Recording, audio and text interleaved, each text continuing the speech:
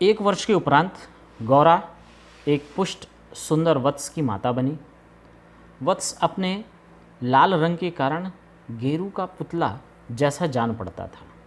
उसके माथे पर पान के आकार का श्वेत तिलक और चारों पैरों में खुरों के ऊपर सफ़ेद वलय, वलय मतलब क्या, गोले, ऐसे लगते थे मानो गेरू की बनी वत्स मूर्ति, वत्स मूर्ति अर्थात कहना चाहिए छोटे बच्चे की मूर्ति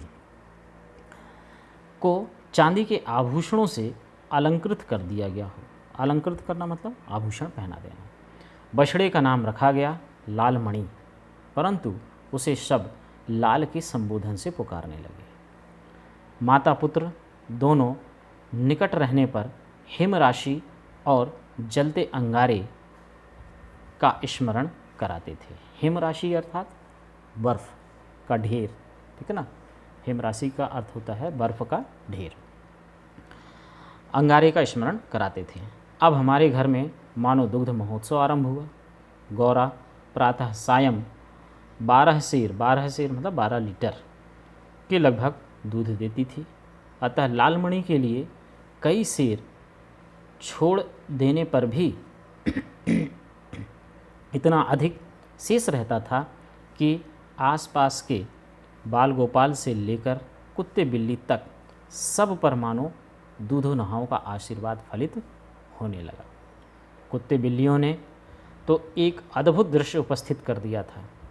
दुग्ध दोहन के समय वे सब गौरा के सामने एक पंक्ति में बैठ जाते और महादेव, महादेव अर्थात गौरा लेखिका के घर का जो काम करने वाला व्यक्ति था, यानी गौरा को दुग्ध दुहने वाला व्यक्ति था, महादेव उनके आगे उनके खाने के लिए निश्चित बर्तन रख देता।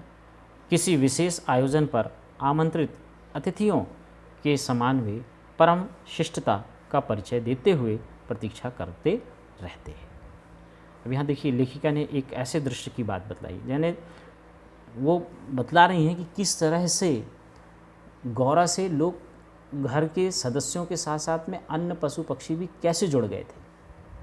उस बात का उल्लेख कर रही हैं लेखिका और बता रही हैं कि जब गौरा ने बछड़े को जन्म दिया तो उनके घर में दुग्ध महोत्सव आरंभ हुआ और इतना दूध होता था कि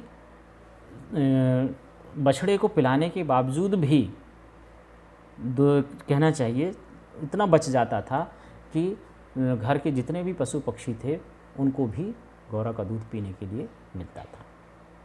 वो कहती हैं कि जब गौरा को दुहने के लिए महादेव जब आते थे तो सारे पशु पक्षी जो हैं एक लाइन बना करके गौरा के सामने खड़े हो जाते थे, इस भाव से कि अब गौरा दूध देने वाली है और गौरा का दूध जो है उन लालमणि के साथ साथ में उनको भी मिलने वाला है। इसी भाव से वो सब एक लाइन से उसके सामने खड़े हो जाते थे। और जो महादेव थे, यानी जो लेखिका के घर के जो सदस्य थे, गौरा की देखभाल करने वाले जो थे, वो उनके सामने उनके पात्रों को, उनके बर्तनों को निश्चित स्थान पर रख देते थे और गौरा के दुग्ध लगाने के बाद, दुग्ध दोहन के बाद जो है उनके पात्र में दूध को डाल दिया जाता था और वो दूध पी करके खुद भी खुश होते थे और गौरा के साथ भी खुश रहते थे और खेलने लग जाते थे। किसी विशेष आयोजन पर आमंत्रित अतिथियों के समान वे परम शिष्टता का परिचय देते हुए प्रतीक्षा करते रहते। फिर नाप नाप कर सबके पात्रों में दूध डाल दिया जाता, जिसे पीने के उपरांत वे एक बार फिर अपने अपने स्वर में कृतज्ञता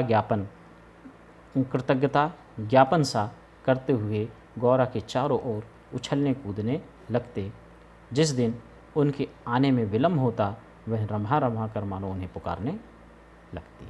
कृतज्ञता मतलब धन्यवाद का भाव कि आपने यानी सारे पशु पक्षी जो हैं गौरा के प्रति कृतज्ञता का भाव रखते थे, कृतज्ञता का भाव ज्ञापित करते थे।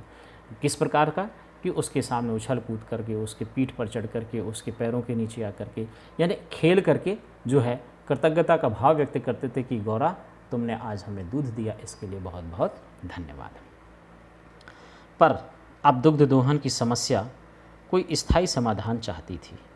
नौकरों में, नागरिकों में तो कोई दोहना जानते ही नहीं थे, और जो गांव से आए थे वे अनभ्यास के कारण यह कार्य इतना भूल चुके थे कि घंटों लगा देते थे। गौरा के दूध देने के पूर्व जो ग्वाल हमारे यहाँ दूध देता था, जब उसने इस कार्य के लिए अपनी नियुक्ति के विषय में आग्रह किया, तब हमने अपनी समस्या का समाधान पा लिया। ठीक, अब आगे